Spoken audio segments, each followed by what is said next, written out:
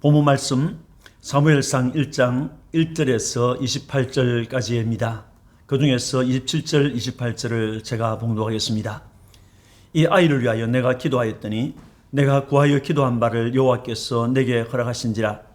그러므로 나도 그를 여호와께 드리되 그의 평생을 여호와께 드리나이다 하고 그가 거기서 여호와께 경배하니라.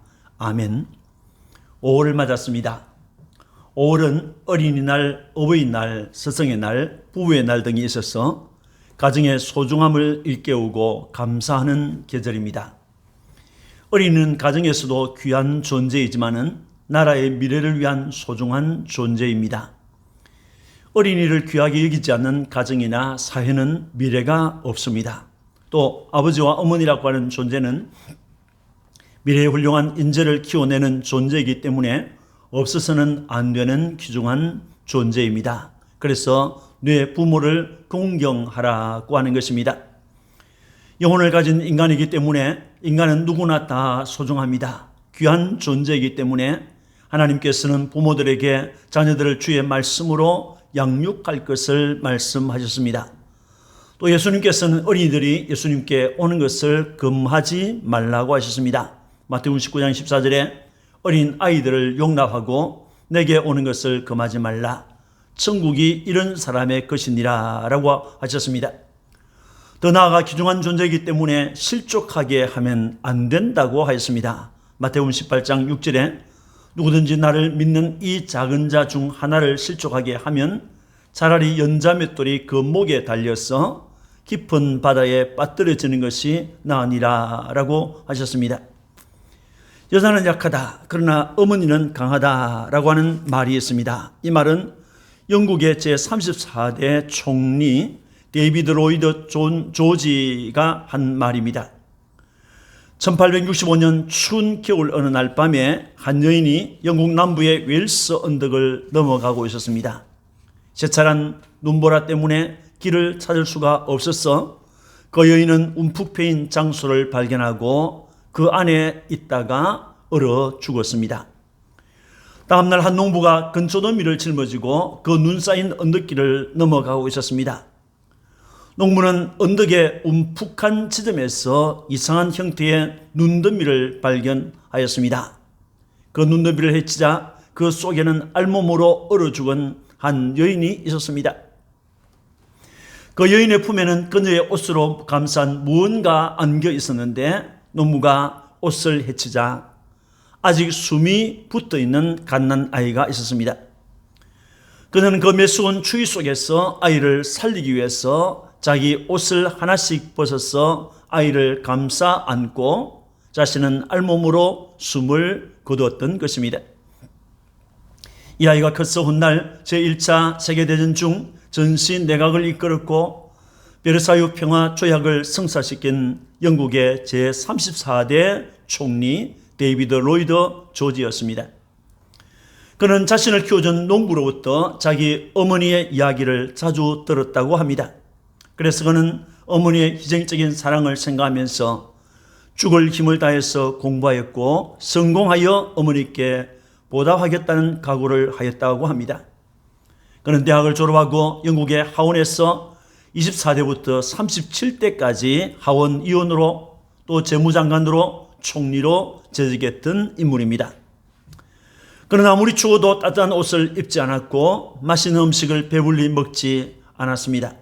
아무리 피곤해도 하루 5시간 이상 잠을 자본 일이 없다고 합니다.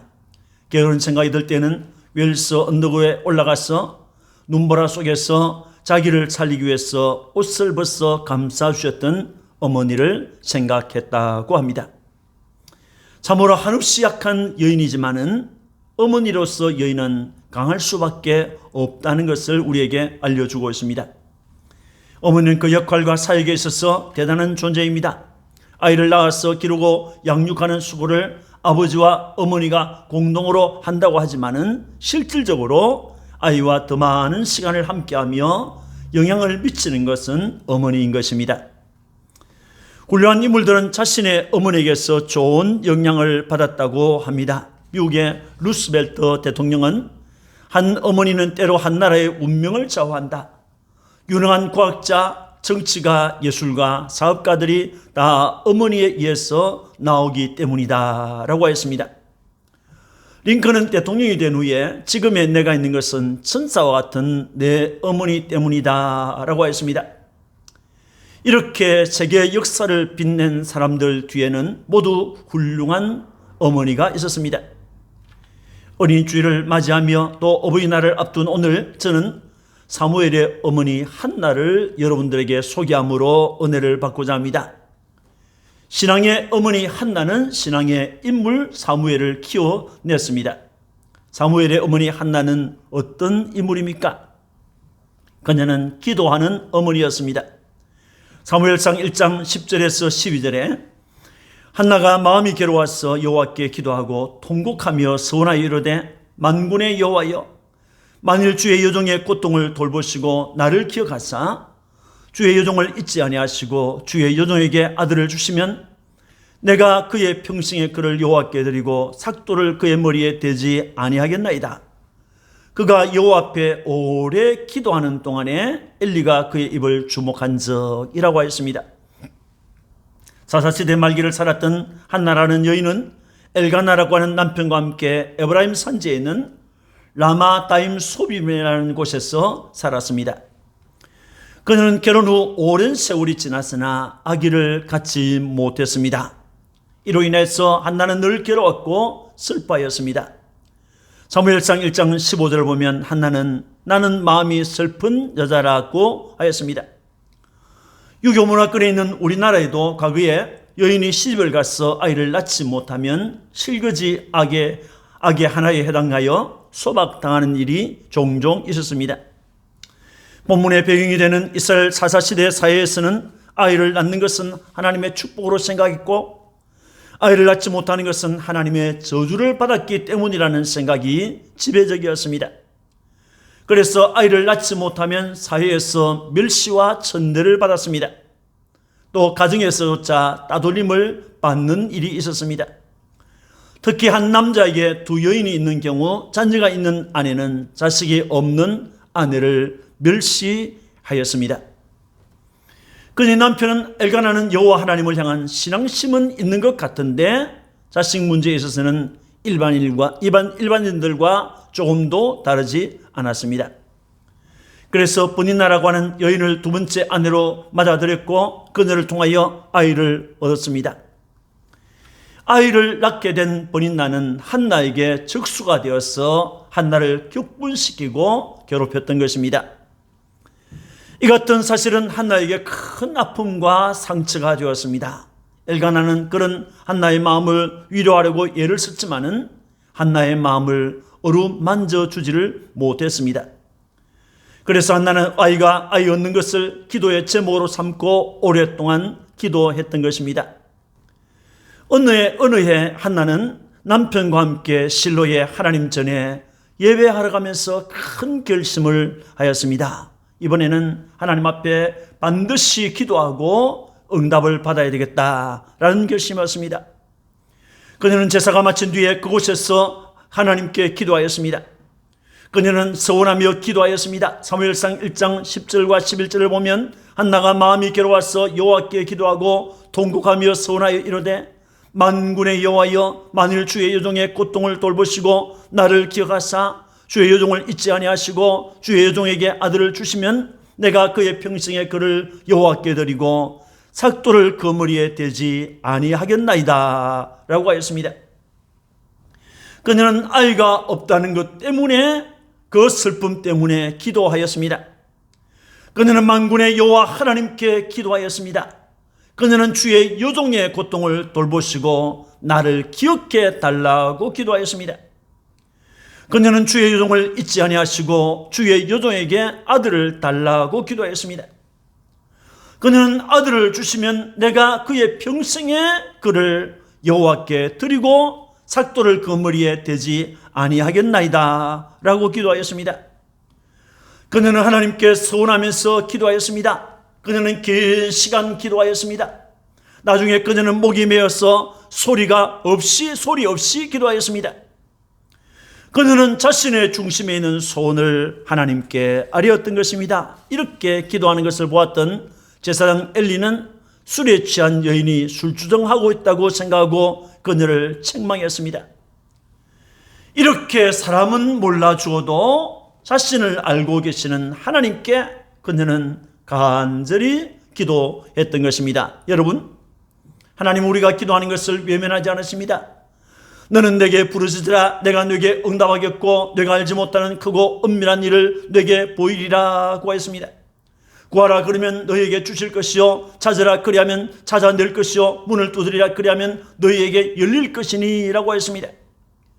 진실로 다시 너희에게 이르노니 너희 중에 두 사람이 땅에서 합심하여 무엇이든지 구하면 하늘에 계신 내 아버지께서 그들을 위하여 이루게 하시리라고 하셨습니다. 그러므로 우리는 하나님께 기도해야 합니다. 문제가 있을 때 기도해야 됩니다. 이를 성취하시는 하나님께 기도해야 하는 것입니다.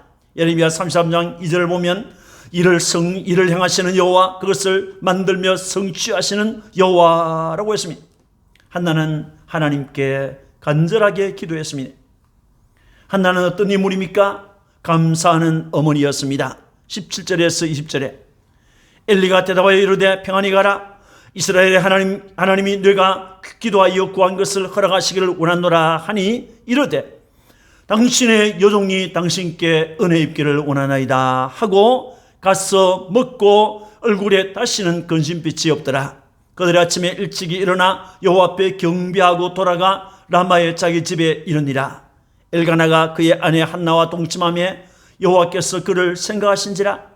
한나가 임신하고 때가 이름에 아들을 낳아 사무엘이라 이름하였으니 이는 내가 여호와께 그를 구하였다 함이더라라고 하였습니다. 한나가 오랫동안 기도하고 있을 때 오해한 제사장 엘리는 한나에게 술을 끊으라고 책망하였습니다. 그러나 잠시 후에 엘리는 한나의 소원을 알았습니다. 그녀가 진정으로 하나님께 기도하고 있었다는 것을 알게 되었습니다. 그때 엘리 제사장은 그녀에게 평안히 가라고 했습니다. 또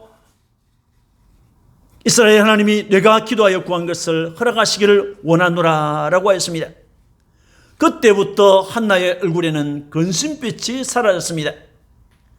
하나님의 약속을 믿었기 때문입니다. 다음날 한나는 아침 일찍 일어나 여호와 하나님께 경배하고 자기 집으로 돌아갔습니다. 이것이 감사하는 자의 표정입니다.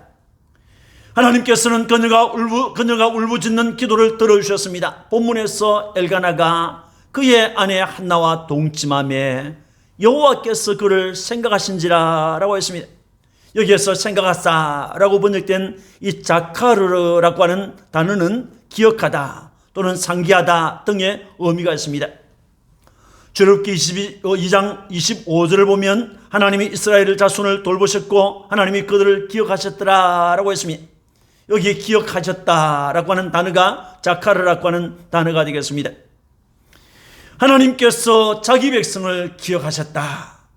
하나님께서 자신의 언약을 기억하셨다 하는 것은 대단히 중요합니다.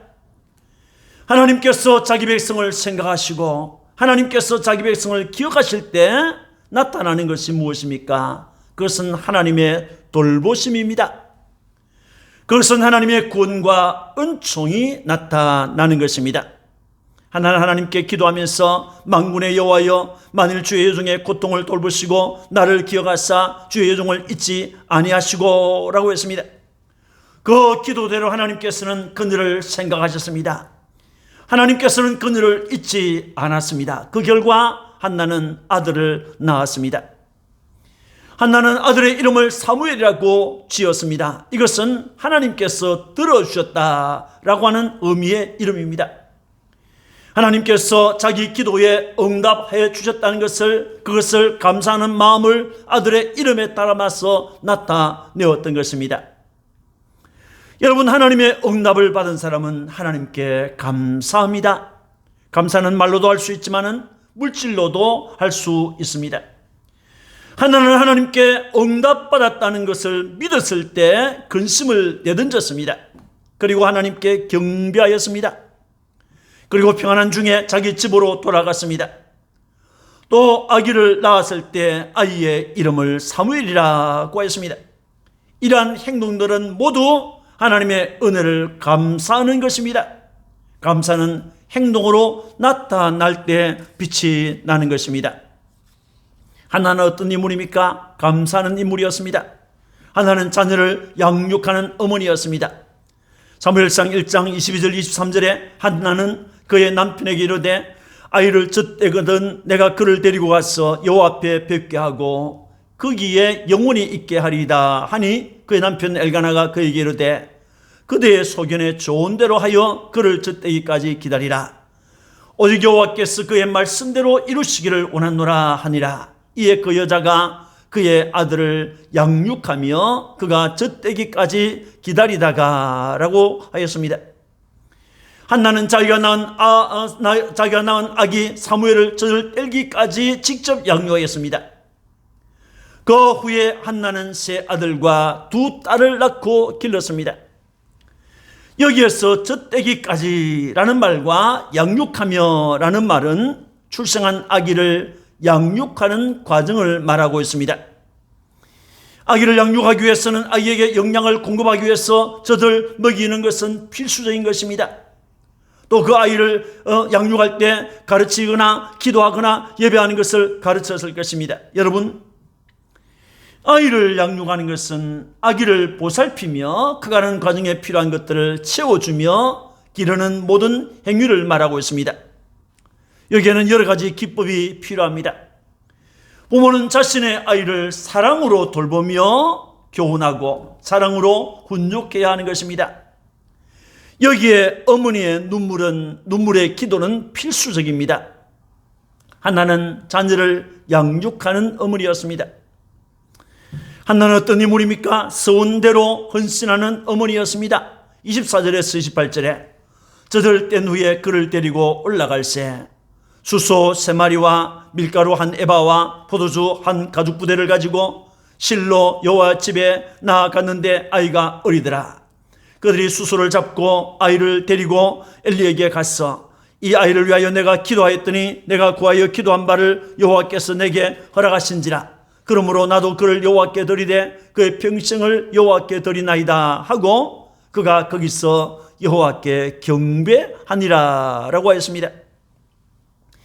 한나의 남편 엘가나는 매년 그의 가족을 데리고 하나님의 집으로 올라가서 하나님께 매년제와 서원제를 드렸습니다. 사무엘을 출산한 한나는 남편에게 아이를 젖대거든 내가 그를 데리고 가겠다고 했습니다. 젖대고 나서 데려와서 하나님 앞에 뵙게 하고 거기에 영원히 있게 할 것이라고 했습니다. 그의 남편 엘가나는 이를 좋게 생각하고 그렇게 하도록 했습니다.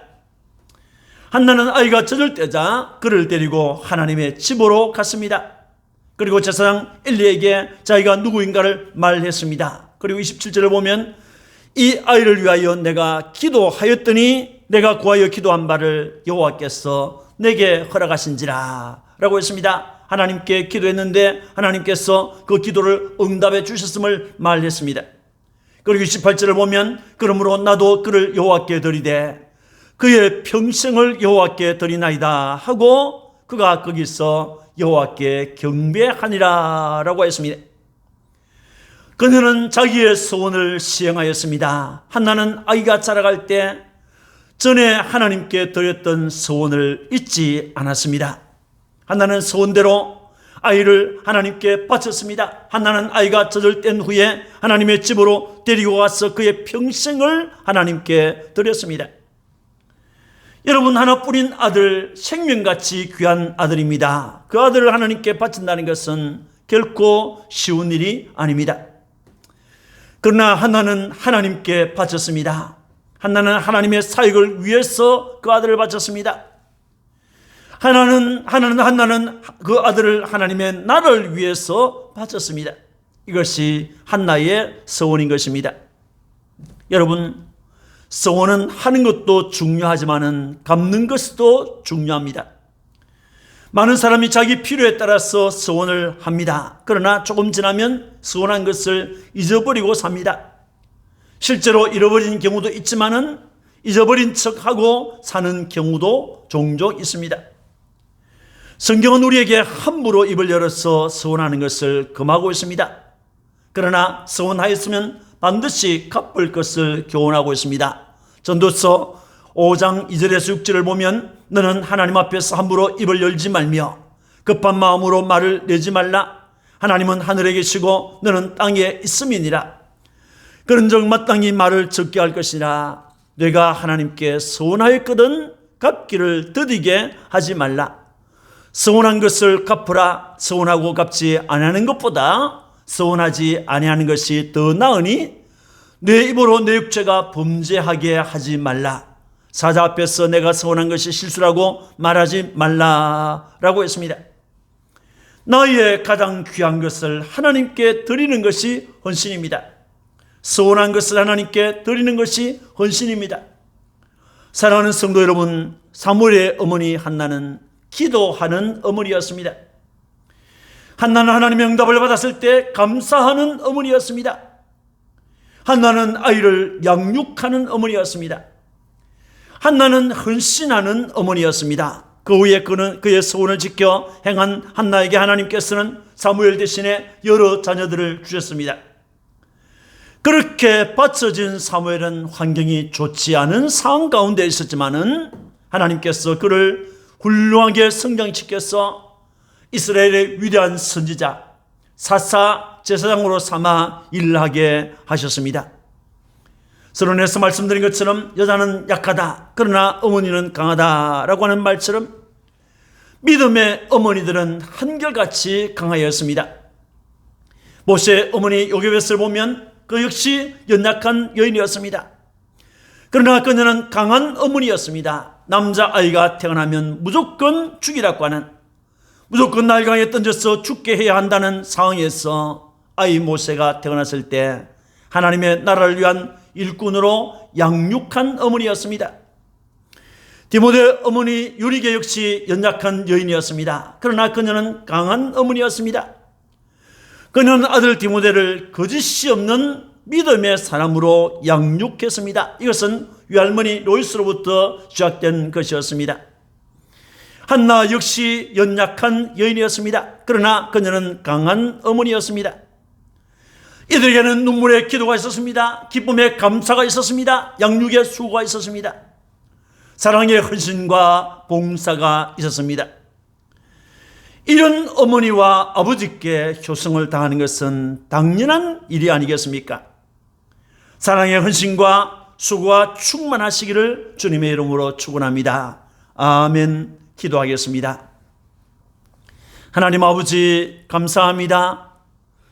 오늘 우리는 사무엘의 어머니 한나를 보았습니다. 그녀는 슬픔 때문에 기도를 했지만은 하나님께서 그의 기도에 응답해 주었습니다. 한나는 기도하는 어머니였습니다. 하나님께 감사하는 어머니였습니다. 아이를 양육하는 어머니였습니다. 하나님 앞에 서원한 대로 헌신하는 어머니였습니다. 하나님 아버지, 이 어머니를 축복하시고 사무엘을 축복해 주신 것을 보았습니다. 참으로 땅에 사는 우리들 모두가 다 약한 존재들입니다. 그러나 부모라는 것 때문에, 아버지라는 것 때문에, 어머니라는 것 때문에 자식을 위해서는 강할 수밖에 없습니다. 하나님 아버지, 우리 믿음의 어머니들이 한결같이 강하였던 것을 보았습니다. 주님, 오늘 우리에게도 이러한 눈물의 기도가 있게 하시고 기쁨의 감사가 있게 하시고 양육하는 수고가 있게 하시고 사랑의 헌신과 봉사가 있도록 축복해 주옵소서. 이런 믿음의 사람을 길러내기를 소원하는 우리 어머니와 아버지들에게 믿음과 성령과 지혜가 충만하게 도와주옵소서. 감사하고 구주 예수님 이름으로 축복하고 기도합니다. 아멘.